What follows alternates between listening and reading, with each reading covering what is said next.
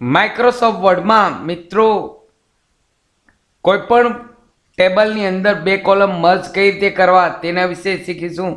નમસ્કાર મિત્રો, શિવસાગર ગાઈડ ચેનલમાં આપ સૌનું ફરી હાર્દિક સ્વાગત કરું છું. અહીં આપ સ્ક્રીન પર જુઓ છો, અહીં બે કોલમને મર્જ કરેલ છે હેડિંગમાં. તો આ પ્રકારનું ટેબલ કઈ રીતે બનાવવું? તો અહીં ટેબલ બનાવવા માટે ઇન્સર્ટમાં ટેબલ, અહીં ટોટલ 5 કોલમ છે તો અહીં 5 કોલમ એપ્રોક્સિમેટ 4 રો લઈ લેવાની હશે. જેવું ટેબલ બની જાય એટલે અહીં ડિઝાઇન મેનુ ઓપન થશે.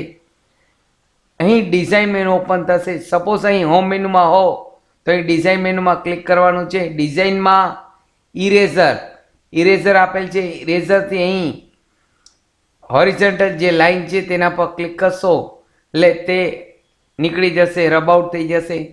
અહીં ફરી બંને કોલમની અંદર હેડિંગનો ભાગ રિમૂવ કરવા માટે ઇરેઝરથી ક્લિક કરશો એટલે રિમૂવ થઈ જશે. સેમ થિંગ અહીં ક્લિક કરશો એટલે રિમૂવ થઈ જશે. તો આ રીતે મિત્રો કોઈ પણ ટેબલના કોલમ એક સાથે 2, 3, 4 જેટલા મર્જ કરવા હોય તે ઇરેઝરની મદદથી થઈ જશે. હવે હું આખો ડેટાબેઝ ટાઈપ કરી આપને સેટિંગ આગળ બતાવું છું.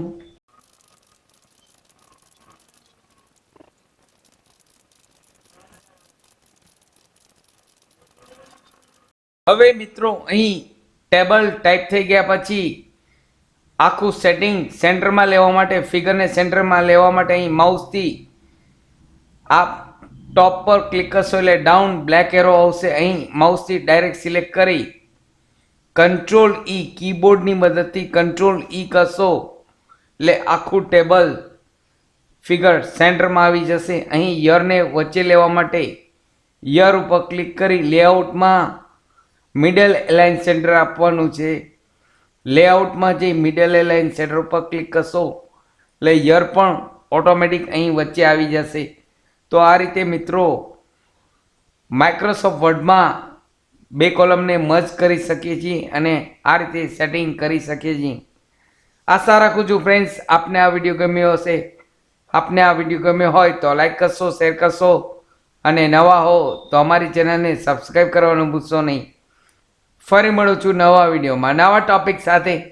ત્યાં સુધી મિત્રો જય હિન્દ, જય ભારત.